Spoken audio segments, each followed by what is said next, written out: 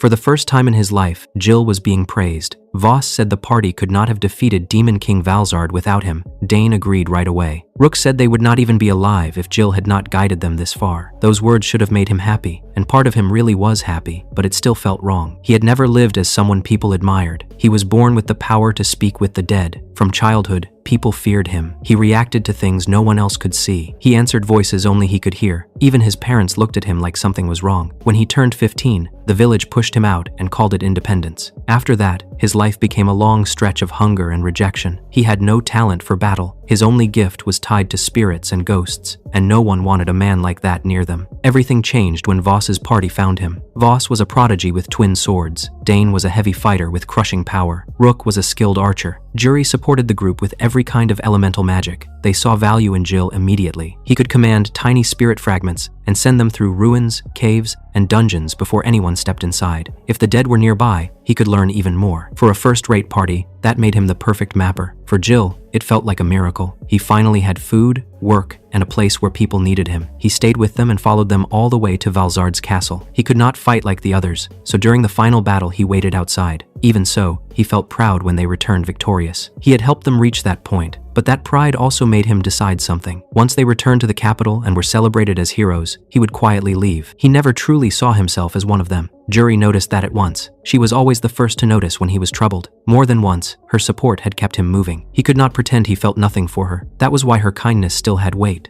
Dane broke the mood by teasing them, and Jill let the matter drop. He asked where they were going instead. Since the battle ended, the others had been leading him somewhere, without explaining anything. The forest ended, without warning. Ahead of them lay a dead, rocky wasteland, split by a huge ravine that ran deeper than the eye could follow. This was Swandle, the valley of the evil dragon. Voss explained that long ago, a dragon powerful enough to destroy the world had been sealed at the bottom by a great sage. Even now, the dragon had not died. The magic rising from below made that clear. Over the years, many adventurers had gone down there to finish it, and none had ever returned. Jill felt uneasy the moment he looked into the abyss. A faint trace of magic brushed against him and made his skin crawl. He asked why they had brought him there. Dane answered by kicking him off the cliff. Jill reacted on instinct and caught the edge with one hand. Loose stones broke away and vanished into the dark below. He looked up and saw Voss and Dane staring down at him with cold smiles. Rook stood beside them, with a flat face that showed nothing. Dane even looked annoyed that the fall had not finished the job. Jill wanted to believe this was some horrible mistake, but he already knew it was not. Voss told him the truth without hesitation. Valzard was dead. The party would soon return to the capital as heroes. If people learned that their group included a man tied to the dead, that perfect image would be stained. Jill saw through the lie immediately. If that was the only problem, they could have thrown him out and walked away. They had brought him to Swandle because they wanted more than distance. They wanted his body gone. Voss admitted that too. Leaving Jill alive meant risk, so he had to die. Voss stepped on the hand gripping the cliff. Pain shot through Jill's fingers as Voss pressed harder and ground them into the stone. Dane calmly told him he would suffer less if he just let go. Jill held on with everything he had left and looked toward Jury. For one brief second, he thought she might stop them. He remembered how often she had encouraged him. He remembered the way she always stood close when he was at his lowest. He reached toward her with the last hope he had. Jury's troubled face slowly changed into a dark smile. She revealed that if Jill had left the party first, she would have lost the chance to kill him herself. She said she loved him, and that was exactly why she wanted to end him with her own hands. Lightning gathered in her palm. The spell hit the cliff where he was hanging. The rock shattered. His grip vanished. Jill fell into the black abyss. A sharp pain dragged him back to consciousness. He had not reached the bottom. Something had caught him halfway down. When he twisted around, he nearly stopped breathing. A human skeleton had been pinned to the cliff wall by a sword through its chest. Jill's clothes had snagged on the hilt. That was the only reason he was still alive. Then the cracked rock around the sword gave way. He hit the ground hard and somehow survived. When he forced himself up and looked back, the cliff wall was covered in skeletons. There were too many to count, at least 100, maybe more. Each one had been nailed to the rock with a sword, spear, or some other weapon driven through the chest. Their bodies had long since decayed, but their gear made it clear what they had been. Adventurers, a lot of them. Jill understood how he survived. His body had slammed into those remains again and again during the fall, and the last one had slowed him enough to keep him alive. That was horrifying on its own, but something about the scene was even worse. Those bodies had not ended up there by chance. This was not a battlefield. It was a display. He forced himself to think. If adventurers had been coming here for years, then some path in or out had to exist somewhere. So he called for spirits, the only help he had ever known. Usually, at least a few would answer. This time, nothing came. Not one. That had never happened before. He focused harder and searched for ghosts instead. With so many bodies around, there should have been countless lingering souls. Instead, he felt a crushing mass of magic. It pressed on him so hard it felt like the air itself wanted to crush him, and that terrible presence was right behind him. Jill slowly turned around. A giant shape stood in the darkness. When it stepped closer, the truth became clear. It was a dragon made entirely of bone. Its whole body was a pale skeleton wrapped in faint light. Empty eye sockets stared down at him. The pressure pouring from it left no room for doubt. This was the dragon sealed in Swandle. The dragon was surprised that Jill could see its true form. To everyone else, it still appeared as the living dragon it once had been. As it shifted, a nearby sword rose by magic, flew through the air, and buried itself through another corpse on the wall. The dragon calmly showed him how every challenger had ended. They had attacked the false living body they thought they saw, died, and joined the display. Then it turned its gaze back to him and concluded that Jill's power had to be tied directly to souls. Jill did not deny it. The dragon assumed he had come like all the others to kill it. Its killing intent sharpened at once. Jill quickly told the truth. He explained how his own party betrayed him after defeating Valzard. He explained how they brought him to the Swandle, tried to erase him, and threw him into the abyss. The dragon laughed so hard the place seemed to shake. But it was not only laughing at him, the story reminded it of its own past. It too had once trusted someone. The friend who sealed it in this place was the very human history praised as a great sage. That revelation stunned Jill. The dragon said betrayal was why it had come to hate humans and trust none of them. That included him. Its magic swelled again, and Jill knew he was seconds from death. So he made one desperate gamble. He looked up and said the dragon did not truly just want slaughter. It wanted someone to understand it. The dragon froze for a moment. If it had once called someone a friend, then somewhere inside, it had once wanted connection. The wall of corpses proved the same thing in a twisted way. If all it wanted was to kill, it could have left the bodies where they fell. Instead, it displayed them. Each corpse was a message. Hatred had turned its loneliness into something ugly, but the loneliness was still there. The dragon laughed again, longer this time. Jill thought he had failed. Instead, the dragon said it liked him. It gave its name with open pride, Veldor. Then it offered him power and asked if he wanted revenge on the people who betrayed him. Jill saw their faces again at once. Voss, Dane, Rook, Jury. He saw them looking down at him from the cliff with calm, satisfied eyes. If there really was a way to strike back, he wanted it. Veldor explained that he could give Jill the power to steal skills from the dead. Even after death, a corpse still held fragments of the soul. Those fragments carried memories of life, including the memory of skills. Because Jill could sense souls, he alone could handle such an ability. He could take those fragments, rebuild them, and make those skills his own. The corpses already hanging through the Swandle could feed him. So could anyone he killed later. Jill understood how dark that road was, but he no longer cared. Veldor explained the price. He would fuse with Jill. Jill's will would remain his own. If their souls fused the wrong way, neither of them would return to a body. They would become wandering souls forever. Veldor also admitted he had his own revenge to seek. Jill thought that sounded pointless after so many centuries, but Veldor refused to dismiss it. A man who could seal a dragon might also have found a way to escape death. Jill told him to begin. The ritual started at once. Pale light spread across Veldor's bones. At the same time, Jill's whole body locked in place. He could not move at all. Thin glowing threads ran from his chest to the center of the dragon's body. Veldor explained that their souls had to be fixed in place so they would not slip apart during the fusion. He needed a physical anchor inside Jill's body. Veldor chose the right arm. The next instant, pain tore through Jill so hard that every clear thought vanished. Veldor bit into the arm and ripped it away from the shoulder down. Jill felt the injury, heard the tearing force, and understood that his arm was truly gone. Then darkness swallowed him. When he woke again, he was still at the bottom of Swandle. Veldor was gone. In his place was only a pile of shattered white bones. Jill looked at his right side and stopped in shock. From shoulder to fingertips, a new arm had formed. It moved naturally. He called for Veldor, but no voice answered. Veldor had promised him the power to steal skills from the dead, and the Swandle around him was full of bodies. He walked to a fallen skeleton and placed the white hand on its skull. Words appeared before his eyes at once. That corpse held 3 skills: blast, wind thrust, surveying. Jill stared in disbelief. The dead adventurer had likely been a mage. Blast created a violent gust that could shove enemies away. Wind thrust formed a cutting blade of wind. Surveying helped judge distance with precision. Jill raised his white hand and used blast. A powerful gust burst forward. For the first time in his life, he had used real combat power of his own. He looked up at the wall of corpses and moved without hesitation. He cut down one body with wind thrust, let it crash to the ground, and touched a broken piece of bone. The power still worked. He gained fireball, water bullet, earth wall, magic enchantment, and another copy of wind thrust. Then something changed.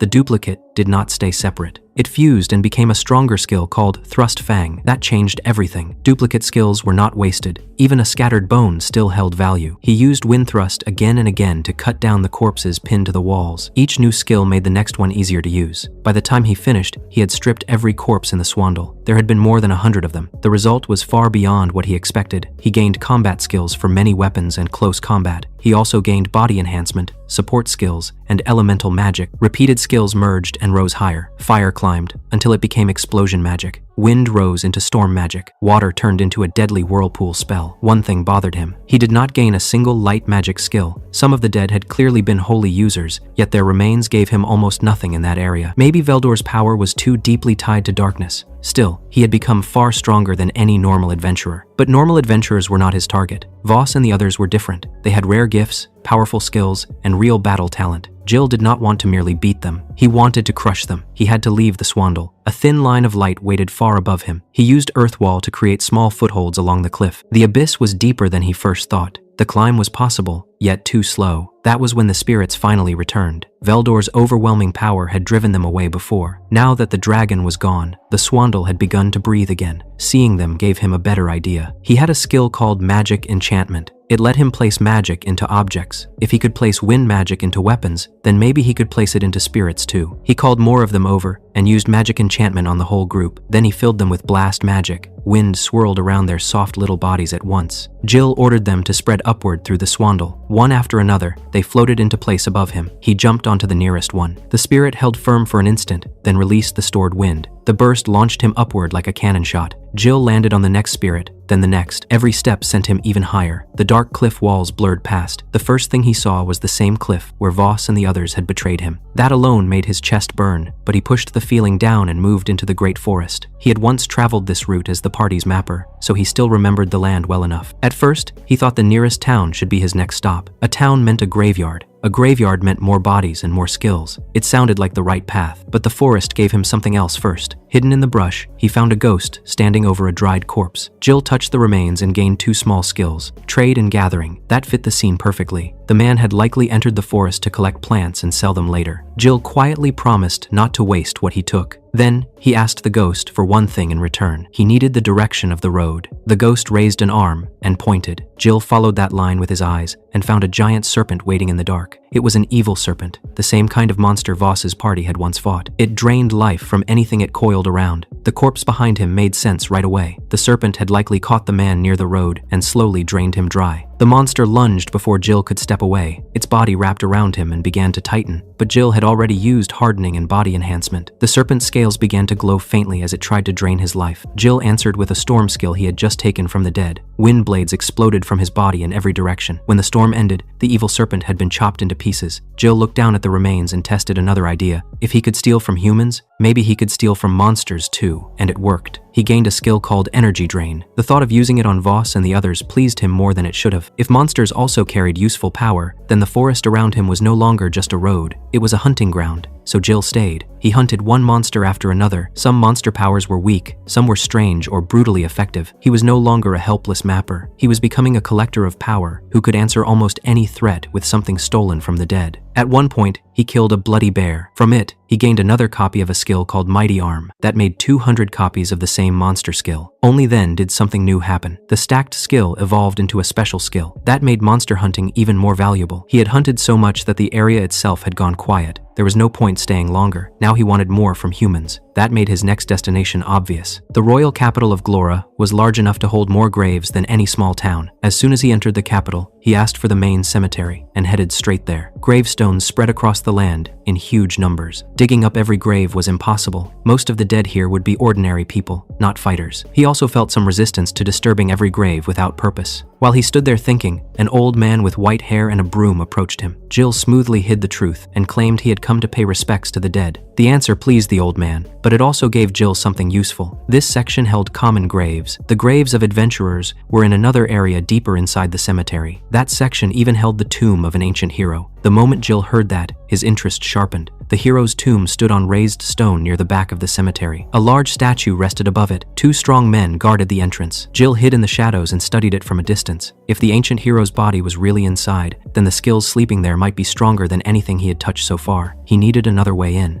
Jill first used a vision skill he had taken from a bird monster. It let him send his sight high into the air and look down from above. From that view, he confirmed there were no guards behind the tomb. After that, he layered in another skill taken from a bat monster. It used sound too fine for human ears and read the shape of the space it touched. By combining both powers, Jill could make out the inside. A long passage led downward to a single coffin chamber. That was all he needed. He would enter through the earth. For that, he chose Acid Rain. The spell could melt stone, but using it openly would draw attention, so he filled a group of spirits with the magic instead. Their little bodies turned clear, as if full of liquid. Then he sent them to the back wall of the tomb. They clung to the stone and quietly melted it away bit by bit. With so many of them working together, a tunnel formed fast. The tunnel was completely dark, so he placed Fireball into one spirit and let it float ahead like a lamp. A little later, it opened into a small chamber. A stone platform stood in the middle, and on top of it rested a coffin. He stepped toward the coffin and placed a hand on the lid. The moment he touched it, a sharp young voice cut through the silence. Jill spun around at once. A girl was floating near the edge of the room. She was a ghost. The ghost was shocked that Jill could see her. He told her he had been able to see the dead since birth. Instead of recoiling from that power, she praised it. To her, the ability to speak with spirits sounded precious. She even said many restless souls were probably saved just because someone like him could hear them. That reaction caught him off guard. His gift had only brought him fear and disgust for his whole life. Hearing someone admire it so naturally felt strange. When he asked why she was there, she said she was staying beside her own body. Jill looked at the coffin, then back at the red-haired girl, and understood. The ghost in front of him was the ancient hero. The giant warrior statue outside was not her real appearance at all. She explained that the kingdom had turned her into the image people wanted to believe in. Her name was Runa. One thing bothered Jill more than anything else. She had died too young. Runa said that after killing the Demon King, she returned to the capital, joined the victory parade, and attended the celebration at the castle. During the feast, a violent pain hit her. A curse specialist examined her and found a death curse placed on her by the Demon King during the final battle. Nothing could be done. She died the next day. Jill did not hide why he had come. He had broken into the tomb for the hero's skills. He explained that his new power let him steal the skills a dead person carried in life. He expected anger, but Runa accepted it with surprising ease. She was already dead. She could not use those skills anymore. If someone living could use them, she preferred that to letting them rot in a coffin. Then she asked why he wanted so many skills. Jill answered just as plainly. He wanted revenge. He wanted enough power to crush the people who had thrown him into despair. She said his pain was not hers to judge. Then she made one request in return. If he was going to take the hero's power, she wanted him to become the hero in her place. Jill rejected that immediately. He only wanted strength. He had no interest in carrying the world on his back. Runa still pressed the point. She did not believe the Demon King's line was truly gone forever. Sooner or later it would rise again in some form. Jill answered that it already had. Valzard was proof of that.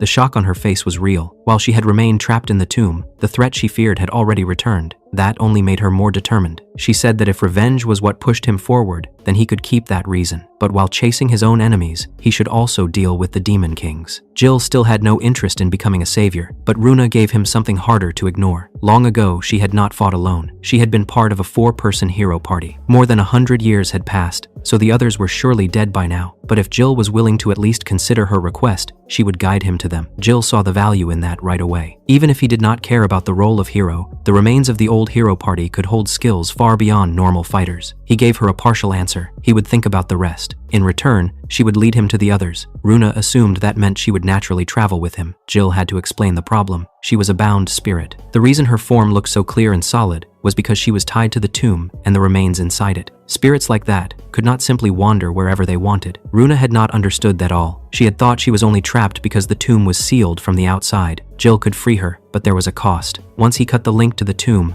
her existence would become less stable. She might remain as a faint spirit, or she might fade away completely. Runa accepted that risk without hesitation. Staying buried in the tomb meant nothing to her. She wanted to see the world again, even for a short time. That meant she needed an anchor. Jill explained that the best anchor was an object strongly tied to the dead, something worn in life and easy to carry. Runa pointed him toward a simple necklace resting with her remains. When Jill opened the coffin, he found the necklace, cut the spiritual thread linking her to the coffin, and transferred that bond into the crystal hanging from the chain. The moment he slipped it into his pocket, Runa's range moved with it. From then on, she could follow him. Jill then touched her remains with his white hand and checked what the hero had left behind. The result was a shock for a different reason. Runa had only carried one skill in life. It sealed Demon Kings. His disappointment was obvious. Runa did not deny it. She said her old party members had carried most of the other skills. Even with only one skill, she had been born strong enough to fight. That answer did not help much, but it made one thing clear. The real value lay with the rest of her party. Jill already knew her name from the huge letters carved outside the tomb. He finally introduced himself in return. Then he left the tomb with hero Runa drifting beside him. Their next destination was Nurkia. Runa believed one of her companions, the great mage Reiner, had likely been buried there. When the city came into view, Jill had to admit it was beautiful. But the closer he looked, the more wrong it felt. The buildings were fine, the people were not. The streets were busy, yet the faces moving through them looked heavy and tired. Runa was full of open wonder. Everything felt new to her, but when Jill asked where Reiner's grave should be, she could not tell. Too much had changed. Still, one thing looked familiar to her. A church near the square seemed to match the place she remembered. If anyone still knew the old story of Reiner,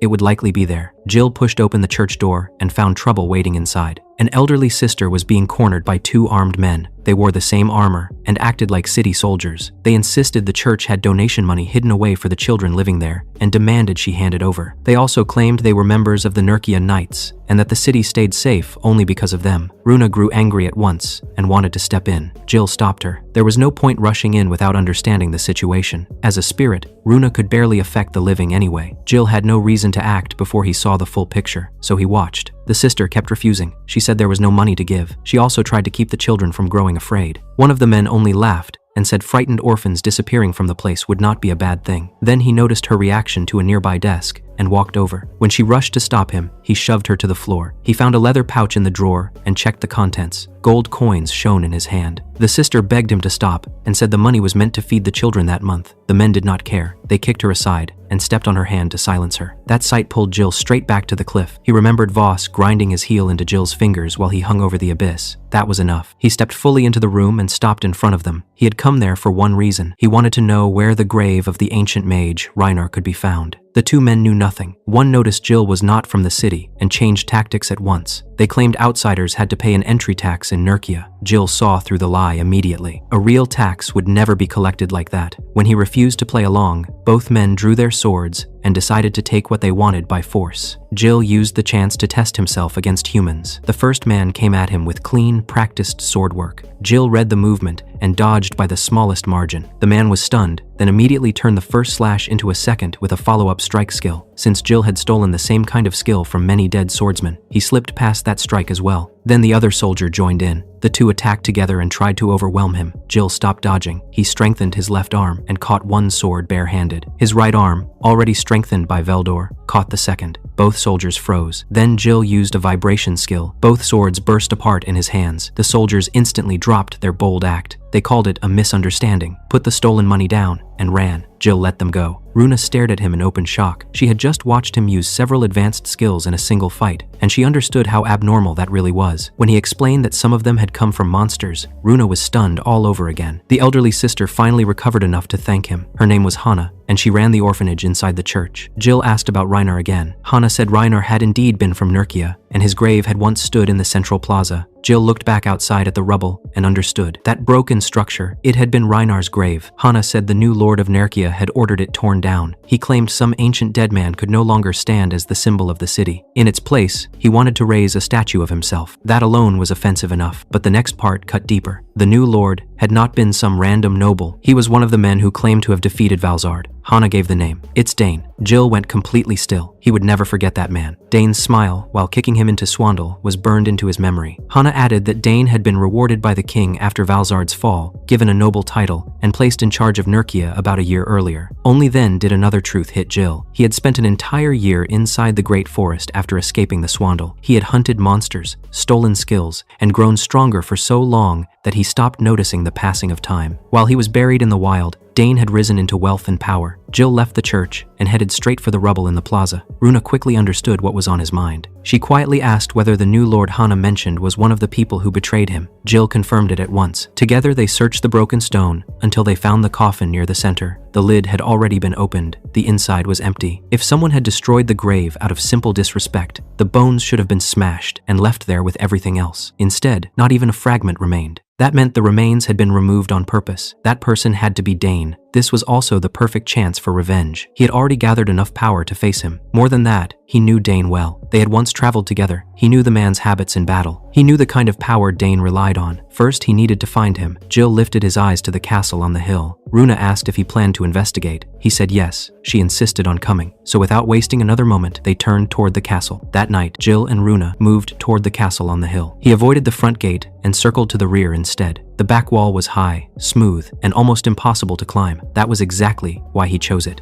A place that looked impossible to cross rarely got much attention. Runa asked how he planned to get in. Jill gave the simplest answer possible. He strengthened both legs, bent once, and jumped. He cleared the wall in a single leap. Runa floated up after him and stared in shock. Even in her age, a jump like that would have looked absurd. Jill crouched in the shadow of the wall and studied the grounds. Watchtowers stood apart on either side. The main residence sat between them. He moved from the wall to a side tower, from the tower to a lower roof, then across several rooftops until he reached a terrace halfway up the residence. There he used one of his scanning skills, and a rough layout of the inside appeared. A hidden staircase ran from the upper floor down into the ground. That kind of passage was usually meant for the escape of someone important, which meant the room above it was likely Dane's. Jill climbed higher and looked through a window. Inside the room stood 3 people. One was the night captain, one was a frightened young woman from the town, the third was Dane. Jill recognized him instantly. A year had passed, but nothing important had changed. Dane still carried the same smug face and the same confidence he had worn at Swandle. Jill sharpened his hearing and listened. The night captain was reporting on collections. Most had gone well. A few households still could not pay, so he had brought the usual substitute, the girl. Dane looked her over like property. The captain proudly explained the system they had been using. Families short on coin could hand over a pretty daughter instead. They called it a beauty tax. Dane approved of it without the slightest pause. The girl tried to resist. Dane pressed harder. He spoke of comfort, rich clothes, good food, and an easy life, but the meaning under it was rotten. He wanted to own her. She said someone was already waiting for her, a man she had promised herself to. Dane brushed that aside and made it clear he could arrest that man the next morning under any charge he pleased. From there, the rest would be easy. The color drained from Runa's face. Jill's eyes turned cold. After a while, Dane dismissed the night captain. The moment the man left,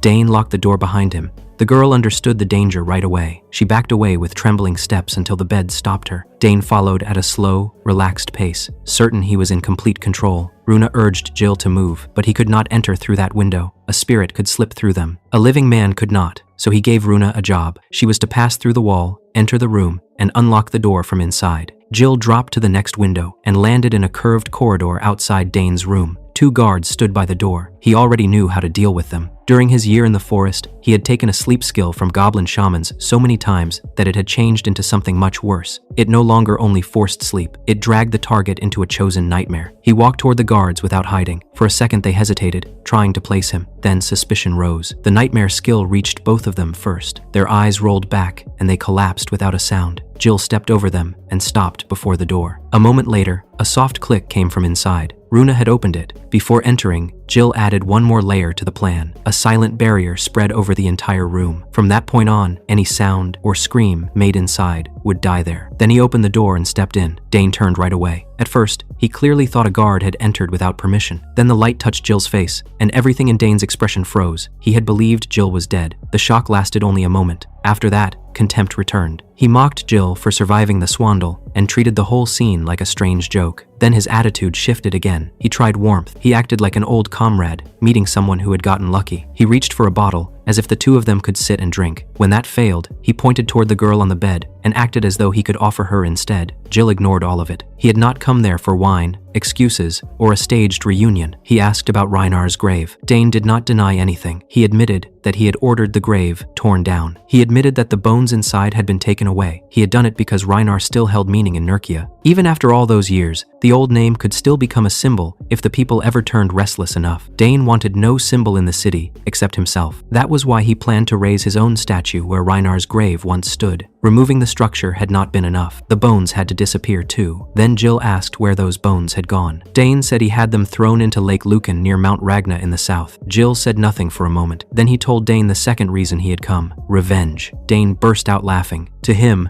the old Jill had never been more than a spirit-talking tool. The idea that this same man had returned to claim revenge was ridiculous. He said Voss and the others would reach the same answer if they learned Jill was still alive. alive, they would kill him. Even so, Dane was happy to handle the matter himself. He spread one hand and invited Jill to attack from anywhere. Jill already knew what kind of enemy stood before him. Dane had only 3 skills. One was axe mastery at a level so high that very few men in the kingdom could match it. Another was advanced body enhancement. The third was the real problem. It erased physical attacks aimed at him. That special defense had made Dane the shield of Voss's party. It was one of the main reasons they had been able to stand before a demon king at all. Dane moved first. He still looked down on Jill enough to start barehanded. His punch tore through the air with brutal force. Jill layered several support skills over his body at once and slipped past it by the narrowest margin. Dane followed with more strikes. Jill avoided them all. Dane immediately understood something was wrong. He poured body enhancement into his arm and came again, harder and faster. This time, Jill met him head-on and caught Dane's fist with his bare hand. That was the moment the room changed. Until then, Dane had still been holding on to the idea that Jill's return was some strange accident. That grip shattered it. He tore his arm free and dropped all pretense. The look on his face became the same one Jill remembered from real battles, calm, sharp, and serious. Then, Dane called for his true weapon. A tear opened in the air itself. He reached into that hidden space and pulled out a massive, dark battle axe, far larger than any normal man should have been able to handle so easily. Jill knew that axe well. Dane had taken it long ago after bringing down a dark fighter from the demon realm. Dane came in again. The axe moved with impossible speed, chaining one strike into the next without leaving any gap. Jill threw himself fully into evasion. He sharpened his reading of movement, strengthened his body, and pushed his speed higher, but the pressure kept tightening. Dane mastery was too refined.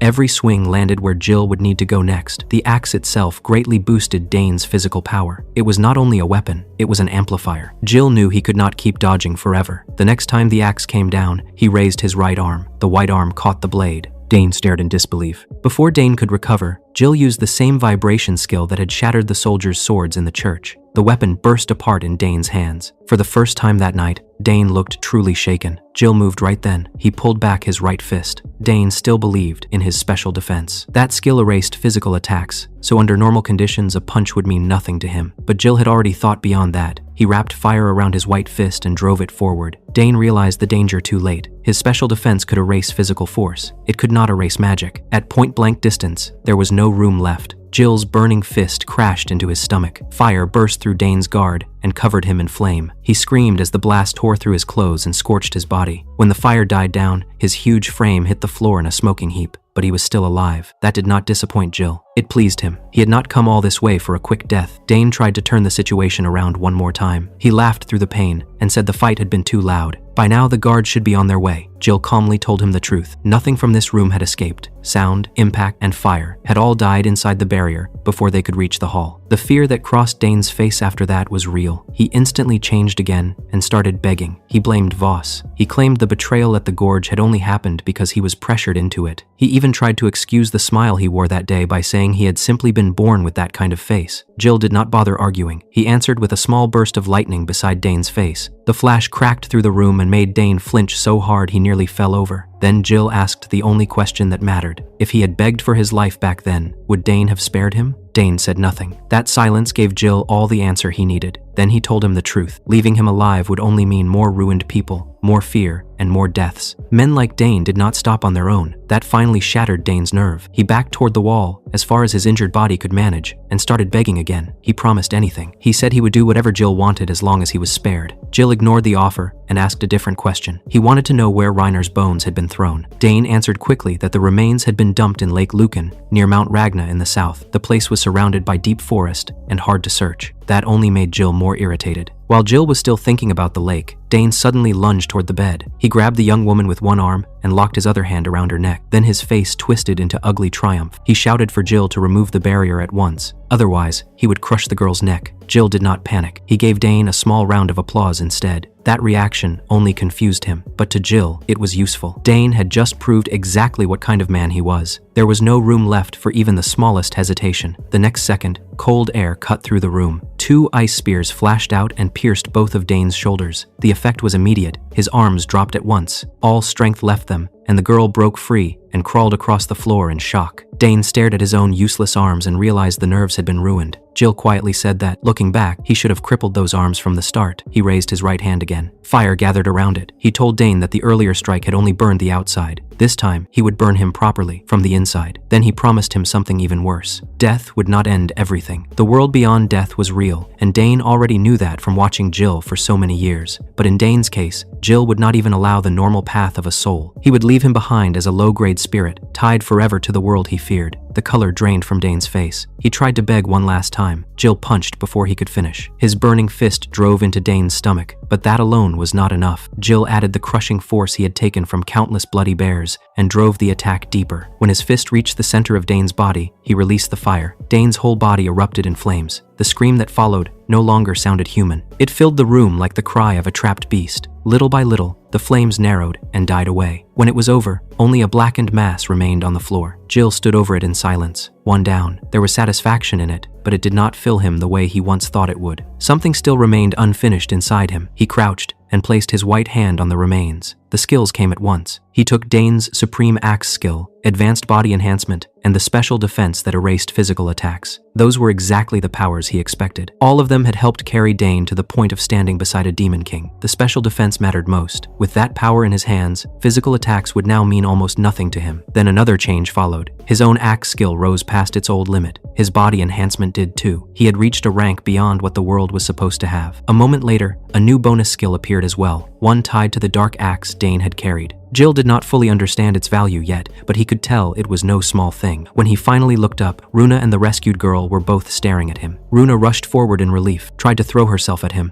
and passed straight through his body. She turned back with an embarrassed face, then smiled, and told him he had done it. Jill had not expected that reaction to matter, but it did. It eased something inside him. A moment later, she asked about the threat he made before the final strike. She wanted to know what becoming a weak spirit really meant. Jill explained it quietly. Most people did not become strong ghosts after death. Usually, the dead turned into low, faint spirits, with almost no thought left in them. After a while, they were purified and passed on. But if someone like Jill tied one of those weak spirits to a place with spirit threads, the result changed. It would stay there pointlessly, unable to move on, unable to truly think, and unable to find any peace. An endless prison with no meaning. Runa visibly shivered. Then she wondered whether Dane might still become something on his own through regret or attachment. Jill shook his head. That kind of binding needed strong, unfinished feelings. Dane had not died with regret. He had died in fear. The girl, who could not see Runa at all, finally asked the same question Jill had heard his whole life. Who was he talking to? He gave the same answer as always, himself. Jill tried to cut the gratitude short. He told her that he had not stepped in out of kindness. He had only come there because he already had a personal grudge against Dane. She still insisted that he had saved her. More than that, she said he had saved Nurkia too. The city had wanted Dane gone for a long time, but no one could stand against the power he controlled. Even speaking openly against him had become dangerous. While she spoke, Jill noticed the damage left on her face. Her cheek was badly swollen, and the injury near her mouth still looked painful. He quietly admitted that he had no healing skill. To his surprise, she worried about him instead. She had seen the damage to his clothes and offered to repair them. She said sewing was one of the few things she was truly good at. Jill had not expected anyone to focus on that, especially after seeing his exposed white arm. Jill asked if she was not afraid of what she had seen. She answered honestly, no, that arm had saved her. There was nothing frightening in that. Runa added with bright approval that the arm looked cool. Jill ignored that and turned back to the real problem. They could not stay there. A dead lord would throw the castle into chaos. Soldiers would soon flood the place. Runa raised the obvious concern. Even if they escaped cleanly, the city would still lock down once the body was found. Jill had already planned for that. The two guards outside the room were still under the nightmare skill. Before putting them to sleep, he had planted the same false memory in both men. In that dream,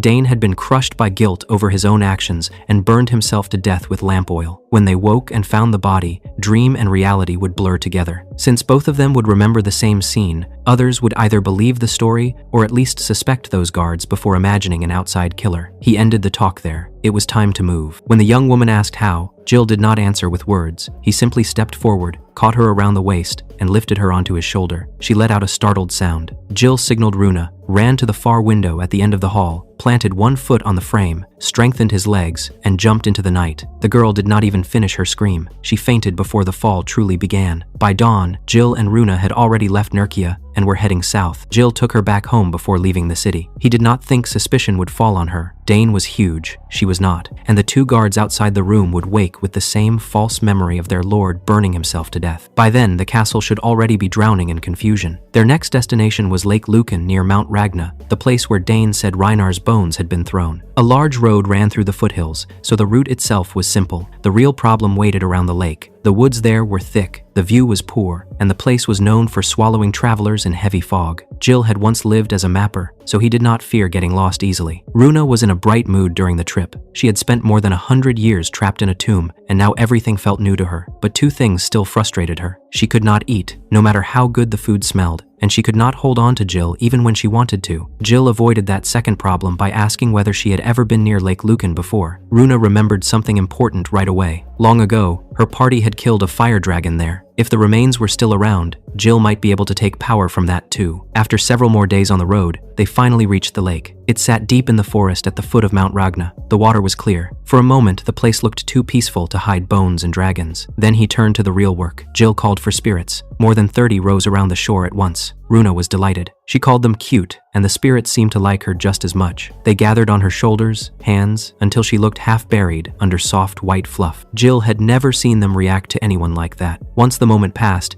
he explained that if Dane's men had really dumped Reinar's remains here, then the spirits living around the lake had a good chance of seeing it happen. That meant they could search by memory. The spirits understood enough. They all dove into the water. The answer came back almost immediately. One spirit called to him from a point near the shore. The bones had not been thrown far out, and no strong current had carried them away. Jill thanked the spirits and was about to move when Runa looked around and realized the obvious problem. The spirits could find the bones, but they could not lift them. Jill looked at her with a small smile. She understood a second later. He was not sending the spirits into the water. He was sending her. Runa panicked at first. Even if she had hands, she normally could not touch anything solid for long. Jill answered that he had already thought of that. He used magic enchantment on her and placed blast around her spirit body. Wind wrapped around her like a thin shell. The idea was simple. If that wind stayed close enough to her form, it might let her push against objects underwater even if her own body normally passed through them. Runa still looked stunned, but the plan was good enough to try. She jumped into the lake without wasting more time. Jill expected a wait. Instead, she returned almost at once. She rose from the water holding a skull in both hands. It was almost certainly Reinar's. The rest of the bones had either broken down too much or scattered over time, but the skull had remained. Jill took it and placed his white hand on it. A large set of skills appeared before his eyes. Jill gained a full line of earth magic, from basic control over sand and stone to a supreme spell powerful enough to call down destruction like a falling star. He also gained supreme magic enchantment and one more special skill besides. The result was so useful that even Jill could not hide a dark smile. Runa saw that smile and understood that Reinar had left behind something valuable. That alone made her happy. Jill asked what should be done with the skull now. The best answer would have been to return it to Nurkia, but the city would be too unstable for a while after Dane's death. Runa suggested a temporary grave on a nearby hill. Reinar had loved high places and wide views, so she thought that would suit him. Jill agreed. He picked up the skull, and the two of them started toward the hill. Before they got far, a man's scream tore through the forest. Jill and Runa moved at once. The fog had thickened by then, and the trees blocked most of the view, but the sound led them true. A little later, they found two young militiamen standing in terror. Their gear was poor. Their hands were shaking. In front of them stood a huge shape with burning red scales, claws, and wings. It was a fire dragon. Jill looked at Runa and reminded her that she once said her party had killed one here long ago. Runa said that part was true, but this was not the same dragon. It was likely the child of the one her party had slain. The egg must have been missed. The dragon noticed them and attacked right away. He barely avoided it. The fire blackened trees and burned the ground where he had just been standing. Jill answered with his strongest water magic, shaping it into a violent whirlpool around the dragon's body. The spell started to form, then vanished into steam before it could fully take hold. Jill rushed between the two militiamen, grabbed both of their swords, and leaped for the dragon's neck. The dragon answered with its tail. One sword broke apart on contact, even after Jill hardened it. He landed, reset his footing, and threw the second sword first. The dragon knocked it aside without thinking. That small movement opened the line he needed. Jill jumped again. This time he used the new bonus skill he had gained from Dane. A massive dark axe appeared from another space. He caught it in midair and brought it down in one clean strike. The blade cut through the dragon's scales and neck in a single blow. The young fire dragon died before it could even roar. Jill walked to the corpse and placed his white hand on it. He gained one skill, fire breath. There was no doubt it was powerful. He had nearly been burned alive by it moments earlier. The image of breathing fire from his own mouth like a beast did not please him at all. He decided to keep that skill in reserve unless he truly needed it. The militiamen dropped to the ground in gratitude and thanked him for saving their lives. Jill asked why they had come this far into the forest in the first place. They explained that they had been on the road to Nurkia when the fog swallowed the path and pulled them off course. Then they ran straight into the dragon. Jill pointed them back toward the real road and told them to follow the marks he had carved into the trees on the way in. After that, he and Runa climbed the nearby hill to bury Reinar. The place had a fine view. Fog drifted below them and spread across the ground like a pale sea. Jill thought it was a good temporary resting place, so he set Reinar's skull down and reached toward the soil to dig with magic. The moment his hand touched the earth, a new skill appeared before his eyes. Draconic Blaze. Jill froze. He had only touched the ground. That alone should not have given him anything, which meant the hill itself was the corpse. He looked over the shape again, and the answer became clear. One long stretch could have been the neck. Another could have been the tail. Part of an old buried bone even pushed through the dirt nearby. This hill was the remains of the old fire dragon Runa's party had killed more than 100 years earlier. He asked if they should choose another place for Reinar. Runa said no. The reason stayed the same. Reinar would have liked the height and the view. On top of that, she thought it suited him to rest on a dragon they once defeated. Jill let that pass. He buried Reinar's skull there, raised a simple marker from fallen wood, and finished the temporary grave. The new skill he had gained, Draconic Blaze, was basically a stronger form of fire breath. That did not make it any less strange in his eyes. It still meant breathing flames from his own mouth. He pushed that thought aside and started down the hill with Runa. The two militiamen returned before they got far. This time they had a request. They were from the town of Horus in the Arkham region. Young women had been disappearing there at night. No one had seen the culprit. Because of that, they feared something tied to ghosts, spirits, or some other hidden force. They had been on their way to Nurkia to hire adventurers when the fog pulled them off the road. Now that they had seen Jill speak to empty air and kill a dragon with one blow, they believed he might be the only one who could handle whatever was behind the disappearances. Jill refused at first. He was not wandering the land to take requests from strangers. The militia kept pleading. They offered money, food, and a place to stay. They begged him to at least meet the head of Horus before deciding. Jill was ready to name some impossible price just to make them stop. Then one of them mentioned the leader's name, Juri Thoris. The moment he heard it, his whole face changed. The memory of the cliff came back at once. Juri's smile, the lightning, his hand breaking loose from the rock. The militiaman repeated the name, and the answer stayed the same. Juri Thoris was the head of Horus. Jill accepted the request on the spot. The militia were too relieved to question the sudden change. They thanked him again and again. Jill barely heard them. He was already smiling for a very different reason. Horus sat in one corner of the Arkham region, the land that had suffered the worst damage from Valzard's monsters. Even so, the town Jill entered did not look broken anymore. The roads were steady, the houses were repaired, children played outside, and the adults looked calm. According to the two militiamen, that recovery had happened because of Juri. After Valzard's fall, every member of Voss's party had been offered land and status by the king. Juri alone had refused the larger reward and chosen Horus instead. She became its leader and threw herself into rebuilding the town. The people now trusted her almost like a saint. Jill did not believe that for even a moment. He could still see her face over the cliff. He could still remember the smile she wore when she destroyed the rock under his hand. A woman like that did not become pure just because a town called her kind. This only meant one thing. She was hiding behind a perfect mask. He intended to stay close enough to tear it off. The militia led him to Juri's house. It stood a little away from the center of town. It was large enough for a leader, but not flashy. That looked deliberate too. The place gave the image of someone modest and selfless. When Jill stepped inside, he saw her at once. A full year had passed since Swandle, yet almost nothing about her had changed. She still had the same beauty. She still had the same calm presence. Only Jill knew how false that softness really was. She recognized him immediately. For someone looking at a man she had tried to kill, her reaction was strangely light. She sent the militia away and lowered her head as soon as they were gone. Tears came quickly. She said Voss had deceived her. Jill listened without showing anything on his face. Then she brought up Stella. Jill remembered Stella clearly. She had once traveled with the party too. She was Juri's twin sister. Unlike Juri, Stella had been quiet and gentle, but she had fallen seriously ill and left the group. Jill never knew what truly happened to her. Juri now claimed Voss had filled her head with lies. He told her Stella's sickness was Jill's fault. He said a spirit had attached itself to Stella because of Jill's connection to the dead and was draining her life away. According to that story, the only way to save Stella was to kill the source. That source was Jill. Jill did not believe it. Even if Juri had truly been desperate for her sister, the excuse was still pathetic. Either she had been stupid enough to fall for it, or she was lying again, right in front of him. Neither answer gave him any reason to trust her. She admitted that her actions could not be undone. She said rebuilding Horus was only the first step in trying to become someone better. She asked him to stay, watch her honestly, and see the person she had become. Jill had no interest in any of that. Still, he had already decided to take the job. If Juri was lying, the truth would show itself sooner or later. A maid appeared and led him to a room. Jill said nothing else. He only fixed one thought in his mind. He would stay in Horus, handle the disappearance case, and watch until the saintly mask came out. The moment he entered the room and the door closed, Runa made her opinion clear. She hated Juri. Jill lay back on the bed and admitted that her instincts were right for once. To Runa, no tears and no kind expression could erase what Juri had done at the Swandal. Jill found himself strangely glad to hear it. Most people living peaceful lives would reject revenge from the start. Runa never had. From the day they met, she had always accepted his hatred instead of lecturing him about it. That made Jill wonder again why she understood him so easily. He thought about the reason she had remained in the world after death. She said it was because she could not leave while the threat of the Demon King still lingered. Jill had believed that. But now he felt that was only part of the truth, so he asked her directly if that was really the only thing holding her there. Runa hesitated. That small pause told him enough. After a moment, she admitted it.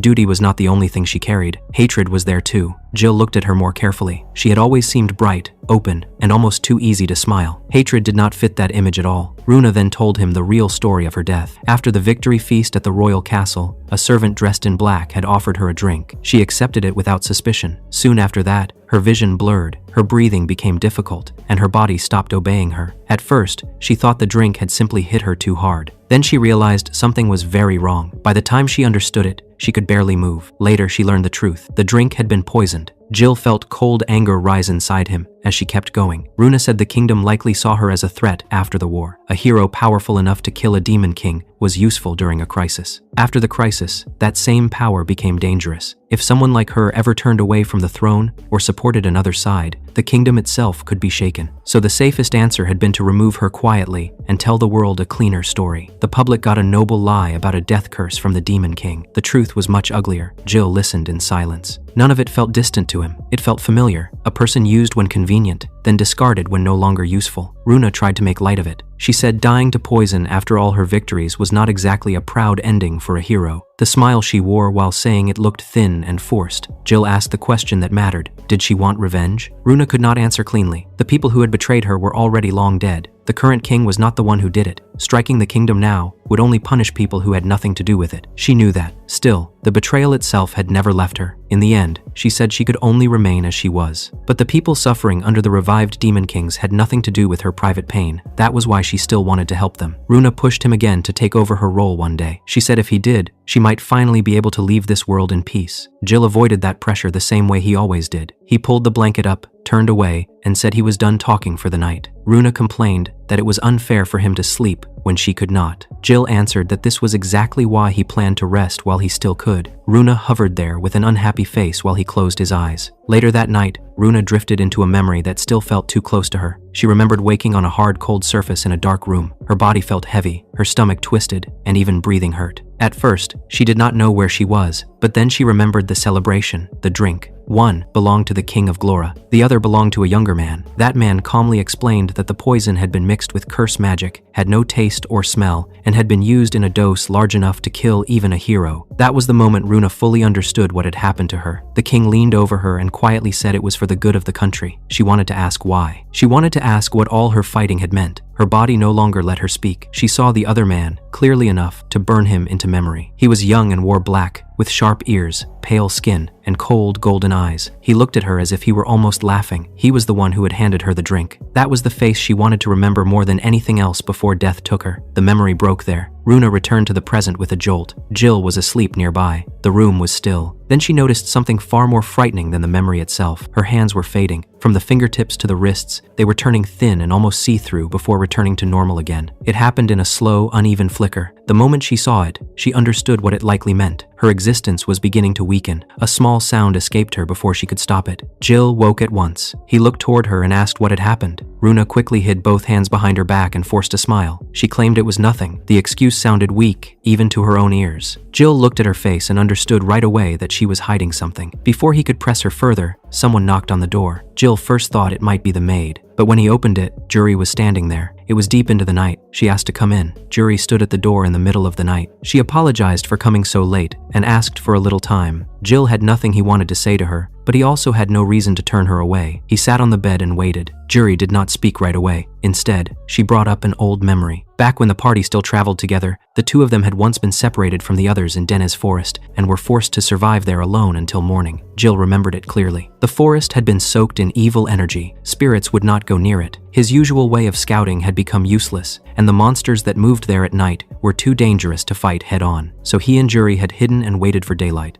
They had not said much that night. Even so, the silence between them had not been empty. They sat side by side on a fallen tree and waited for sunrise, both of them knowing there were feelings there, yet neither willing to cross the line first. Juri said that night had stayed precious to her. She said the feeling she carried then had never changed. As she spoke, she moved closer. Her golden hair brushed his shoulder. Her voice softened. Her eyes filled with a sadness. She leaned toward him, as if trying to return to a moment that had already died. Runa, watching from nearby, looked completely shaken. Juri's face came close enough for their breath to meet. Jill pushed her away. For a moment, real surprise crossed her face. Then that too changed. She quickly turned it into a wounded look and framed the whole thing as her final confession, the last truth she wanted to place before him before giving up. She thanked him for listening and left the room with a sad smile. Jill watched the door close and felt nothing soften inside him. To him, the whole scene had felt staged from beginning to end. The next morning, he began the investigation into the disappearances in Horus. Runa came with him, though she said nothing about Juri's visit. Jill noticed that and understood why. She was trying not to make things worse. By midday, they reached the central square. Then Jill stepped into the shade of a tree and leaned against the trunk. Runa could not believe what she was seeing. From her point of view, he had done nothing all morning. There was no questioning, no searching, and no visible effort at all. Jill answered that he had already started. A moment later, familiar voices drifted in from all sides. The spirits returned. They came floating through the air like bits of white fluff, riding the wind until they gathered around him. Runa understood. Jill had sent them out during the night while everyone else slept. The little spirits crowded around her too, just as they always did. Then Jill explained the plan. The last abduction had happened 3 days earlier. If a ghost or spirit had caused it, some kind of lingering spiritual trace should still remain somewhere in town. That was what he sent the spirits to search for. The answer was no. There was no spiritual trace at all. That meant the culprit was not a ghost. Then one of the spirits added something else. It had found the residue of magic belonging to a monster. That changed the whole case at once. If monster magic had entered the town without causing panic, then the culprit was not some simple beast. A normal monster would have been seen immediately. This kind of stealth suggested something smarter and much more dangerous. Jill came to one answer. The likely culprit was an upper demon. Runa went pale the moment she heard that. An upper demon was not a wandering beast or some stray threat. It was the kind of being that stood close to demon kings and moved with real purpose. Even Jill had to admit the case had become worse than expected. Still, the spirits had found a trail. That meant he had something real to follow. They moved through town with the spirits leading the way. Starting from one of the girls' homes, the demonic residue stretched onward like a stain left behind in the air. Jill followed it through the streets and out toward the edge of Horus. The trail led to an old abandoned mine hidden in a rocky slope. Broken boards still clung to the entrance. The place had clearly been sealed off long ago, but the residue went straight inside. The moment Jill looked into the dark opening, a bad feeling pressed into his chest. His instincts told him there was something important waiting below. If it became too dangerous, he would retreat at once. Until then, he would keep moving. Runa understood without needing many words. She nodded, and together they entered the mine. The air inside was cold. The tunnel sloped down into the earth. Jill placed Fireball into several spirits and used them as floating lights, but even that only pushed the darkness back so far. The deeper they went, the wider the mine became.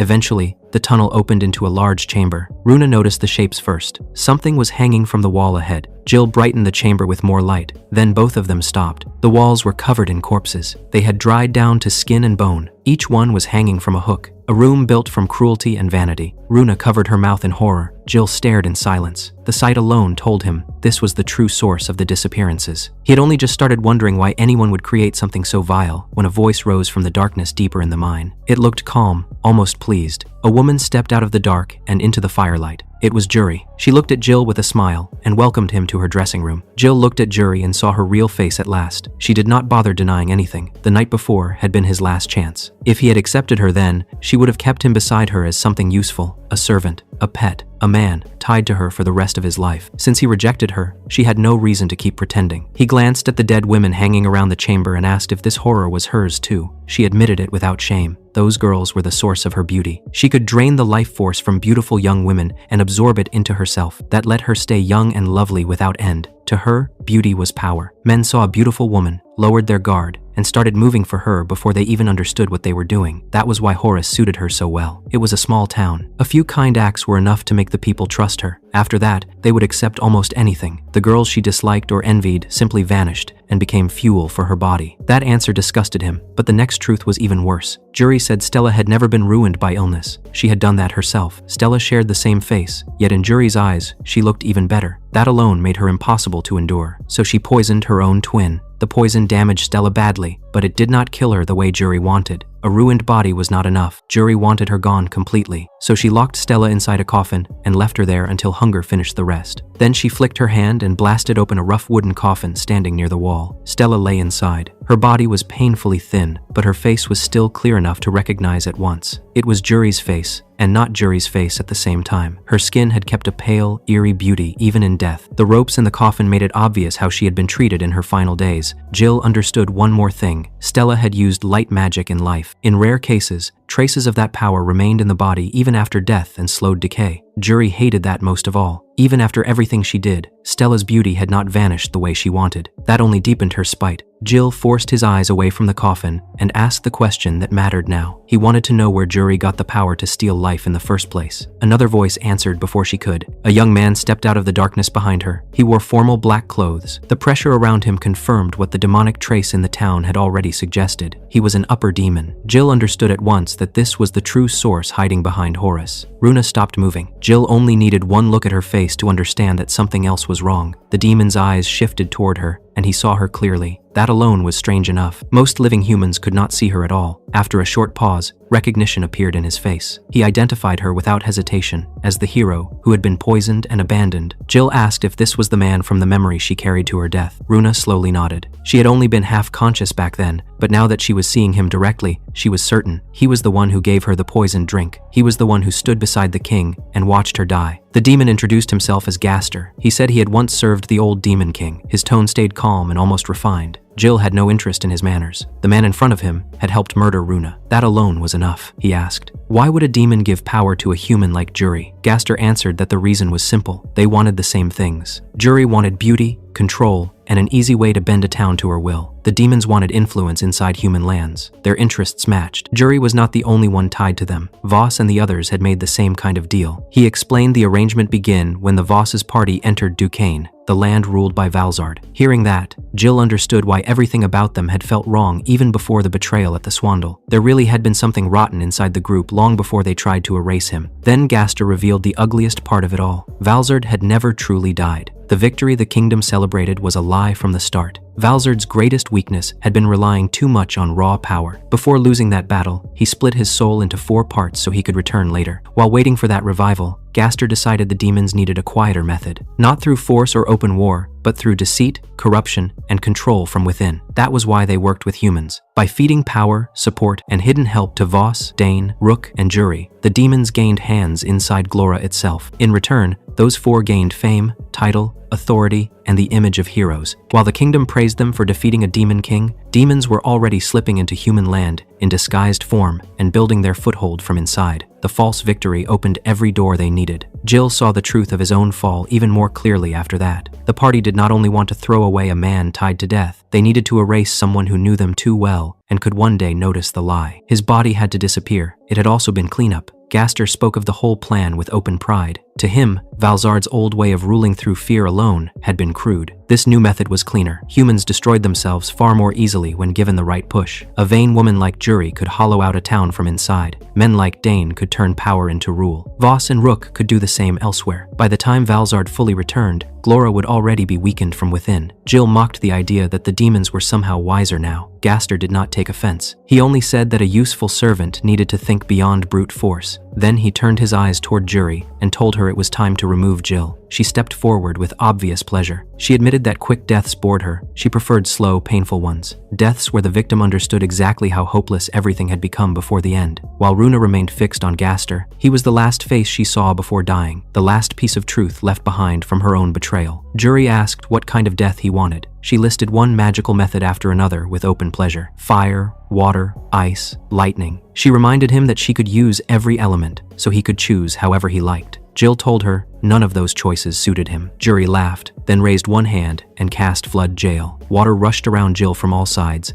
tightening into a prison meant to drown him. The spell closed fast. Jill answered with lightning arrow. Several spears of lightning appeared around him at once. The water prison burst apart, and the remaining current raced back toward Juri through the wet air. She sensed the danger in time and cut the spell off before it reached her. That left her staring in shock. She had never expected Jill to use magic. Jill gave her no real explanation, and he only told her that he could use it now. Juri quickly pulled herself together and decided to overwhelm him with raw power instead. She gathered a huge mass of fire between her hands. It was a high-level fire spell. If she released something like that in a place like this, the mine itself could collapse. The fact that she still chose it only proved how confident she was. Dodging was not enough. If he moved aside, the tunnel would still take the blow. So Jill used Maelstrom. A massive wave formed in front of him and swallowed the fire whole. The flames vanished before they could touch him. Juri stopped moving. That one moment was all Jill needed. He used his speed skill, slipped behind her, and pressed 2 fingers against her back. Then he quietly warned that if she moved, a different spell would pierce straight through her body. This gave him what he wanted. Now, he had full control of the situation. The real revenge could begin. Then he felt something strange through his fingertips. Juri was trembling. She began apologizing. Her voice sounded small and frightened. She turned her head just enough to look at him and gave him yet another story. This time, she claimed Gaster had threatened her and held Stella hostage. According to her, everything she had done had been forced. Even attacking Jill had only been another order. Jill did not believe a word of it. Her lies had already begun to crush each other. The moment she started mixing them together, the cracks became obvious. When he told her that, she suddenly spun around and shouted at him through tears. She said maybe he would never believe her again. Maybe every other word from her could sound like a lie. But one thing was true. She loved him. Then she threw herself into his chest. For a moment, the move was sudden enough that he nearly reacted on instinct. Then something hard struck his stomach. Juri had hidden a knife inside her clothes. She drove it toward his belly and burst into ugly laughter at the same time. Since magic had failed, she had switched to a physical attack. It was the kind of simple choice any real adventurer should think of. Even while trying to kill him, she called him useless again. Jill smiled. That confused her, more than if he had screamed. Then she looked down and finally saw the truth. The knife had not gone in. It had stopped against an invisible barrier around his body. Only then did she remember Dane's special defense. It was his skill now. Jill grabbed her by the throat before she could pull back. He lifted her enough to take her balance and told her that she was going to die. Juri instantly started begging. She claimed she would have spared him if the roles had been reversed. Hearing that only made Jill tighten his grip harder. Then he made his decision. He would not kill her. Not yet. Instead, he would take the one thing she valued above everyone else, her beauty. He told her that just as she had drained young women to keep her face and body, he would now drain her. He would leave her alive, but only barely, long enough to keep breathing, long enough to keep seeing what she had become. Juri refused to believe he could do it. Jill used an energy drain. At once, her body locked up. The life force inside her began pouring out into him. Her skin lost its smoothness. The shine vanished from her hair. The freshness of youth ran out of her face so quickly that even she could feel it happening. Jill then reminded her of something she had forgotten. When she pushed him into the gorge, she had said she loved him then too. That word meant nothing coming from her. It was too cheap and too easy. That was what he had wanted her to understand from the start. By the time he finished, Juri had almost no strength left. Her body had dried down until she looked half dead already. Her golden hair had turned pale and lifeless. Jill dropped her. He told her that in that condition, even her magic would no longer save her. Juri could not accept it. She touched her own face with shaking hands and refused to believe what she felt, so Jill gave her a mirror. He drove an ice spear into the ground in front of her. The smooth faces of the frozen crystal reflected her image clearly. Juri looked. Then she broke. She stared at the reflection and denied it at once. She told herself it was impossible. She touched the ice again and again, searching for the real face she thought had to be hidden somewhere else. When the reflection did not change, panic took over. She began striking the surface with bare hands until the skin split, but even that did not stop her. Soon she was no longer talking to Jill at all. She was talking to the image. She insisted the ugly thing in the ice was not her. Then she started looking around the cave walls and cracks in the floor, laughing and muttering to herself as if her real beauty had simply wandered off and needed to be found. Watching her stumble through the cave like that, Jill felt only disgust. In the end, even her madness was shallow. It was still only about herself. Then Gaster stepped forward again. He looked at Juri with calm contempt and treated her collapse like a minor inconvenience. To him, she had only been a useful tool. Jill asked if that was all human alliances meant to demons like him. Gaster gave him the kind of smile that answered without warmth. Then, he asked what Jill planned to do next. He openly asked whether Jill intended to fight him. Jill had never come to Horus for that. His target had been Juri. A battle with an upper demon was never part of his plan, and he had no reason to believe he could win. Gaster then said he had noticed something strange inside Jill during the earlier fights. It was not the presence of an ordinary human. It felt older and more familiar than that.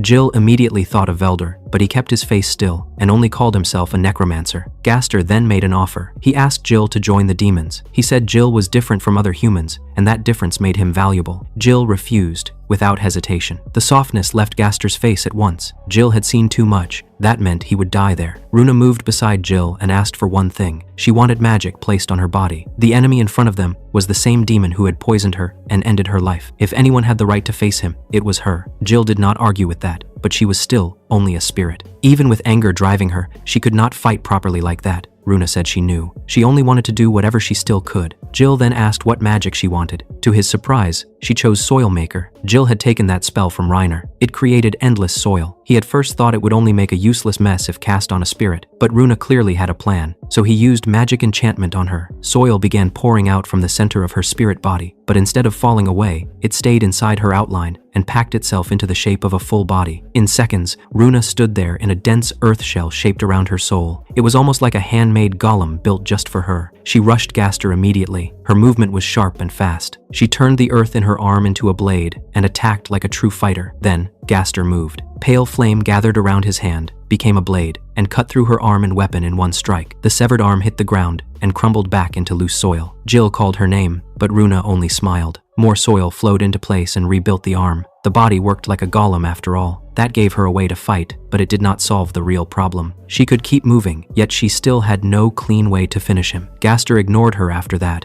and focused on Jill. He formed a pale sphere above his hand and threw it forward. The moment Jill felt the power inside it, he understood that this was not normal magic. It was pure demonic force. He dodged at the last second. The sphere passed him and struck the cave wall behind him. Part of the rock simply vanished inward, as if it had been erased instead of broken. Jill understood two things. That attack would erase him if it touched him directly. And Gaster had no reason to come close, because Dane's defensive skill already stopped physical attacks. He would keep fighting from range until Jill had no answer left. So Jill reached for something beyond his usual skills. He stretched out his right arm and used the bonus skill he had gained from Reiner. That power let him attach almost anything to almost anything else. This time he attached Draconic Blaze to the white arm Veldor had left him. Fire like broken dragon scales danced across his fingers. Then he released it. A blazing pillar erupted from his hand like a dragon's breath shaped into a straight beam. It tore through the cave and punched a new tunnel into the rock. For a moment, Jill thought it had worked. Then the dust thinned, and Gaster was still standing there untouched. He calmly explained that upper demons carried part of the Demon King's power inside themselves. That was why ordinary force, even dragon force, would not bring them down so easily. Before Jill could solve that problem, Gaster created another pale sphere. This time he did not throw it as one mass, he crushed it in the air. A storm of pale lines exploded through the cave, split off walls, and filled the chamber from every side. There was no clean way to dodge all of it. Jill hardened his whole body and prepared to take what he could. Runa stepped in front of him. She spread her arms and used her earth body as a shield. Every demonic line struck her instead. The soil around her blew apart piece by piece, but she stayed there until the storm finally ended. When the last beam vanished, her knees gave out. Jill rushed to her side. The enchantment had already burned away. Her body had returned to spirit form, and now he saw the truth she had hidden. Her hands and feet were fading. Parts of her were turning thin and almost transparent. Runa tried to smile and say it was only happening a little sooner than expected. Jill snapped at once. He told her not to say something so foolish. She could not decide on her own to save him and then quietly disappear. Runa froze in surprise. Even while fading, she smiled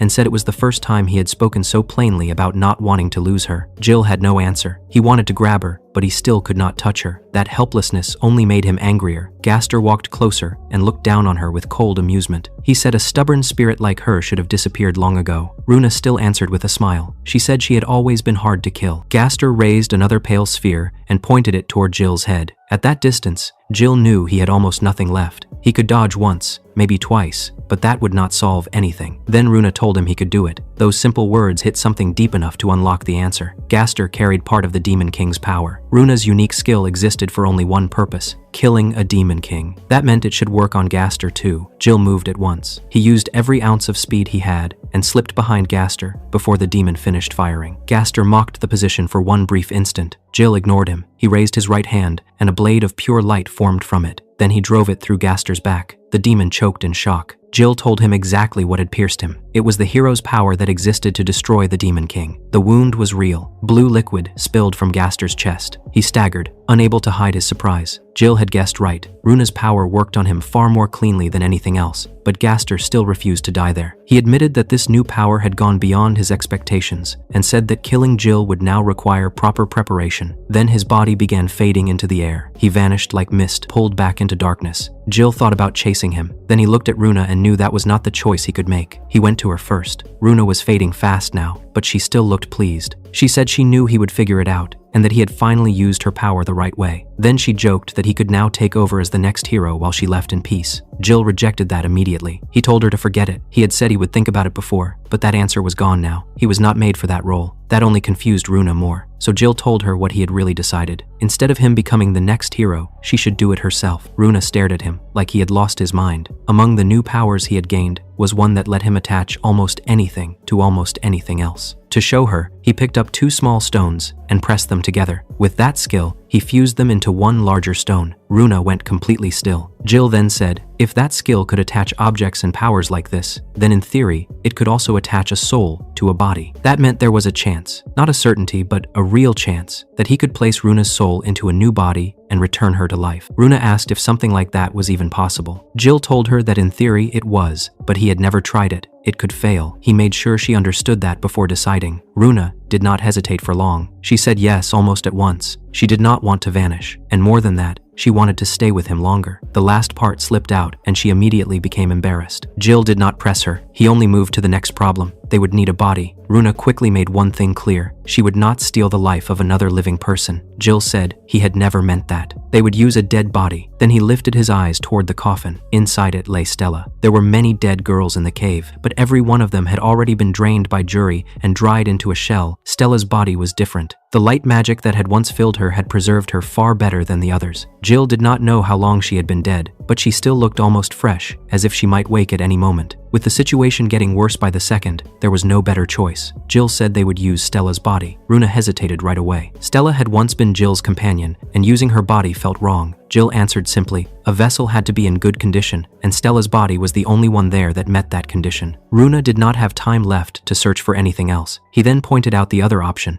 They could use one of the other bodies instead. It might still work, but the result would likely be little more than a walking corpse. That made Runa reject the idea at once. In the end, she agreed. Before starting, Jill warned her of one more thing. Even if the transfer worked, Stella's body had once been ruined by poison. It might still fail to move properly. At best, this would be an emergency measure until they found something better. Runa accepted that too. They moved to the coffin. Stella lay there peacefully, as if asleep. Then he raised his white arm. In his hand was the small crystal that had been serving as Runa's anchor. He activated the merging skill. At once, Runa's spirit body broke apart into countless particles of light. The spiritual thread tying her to the crystal vanished too. The shining pieces of her soul flowed together in one stream and sank into Stella's body. As that happened, Stella's golden hair changed. It turned into Runa's vivid red color. Jill watched closely, unsure whether it had worked. Then the body in the coffin slowly opened its eyes. The color in those eyes was Runa's. The expression was Runa's too. Stella's calm and gentle face had changed just enough to carry Runa's brighter will inside it. Jill quickly untied the ropes around the wrists. He had expected Runa to collapse. Instead, she stood up on her own. That shocked him more than the soul transfer itself. Stella's limbs should have been ruined by the poison, but Runa stood there steadily, then began moving her hands, touching her own face, and testing her body. The more she felt, the more joy spread across her face. She could feel touch again. She could feel her own body move. Jill then asked the question that mattered. How was she standing? Only then did Runa realize it too. Jill quickly thought through the answer. The poison that had killed Runa long ago was likely the same kind used on Stella. Since Runa's soul had already endured it once, that memory may have turned into resistance. Stella's body accepted her soul, and that resistance may have neutralized what remained of the poison. Whatever the reason, it was the luck they badly needed. For a brief moment,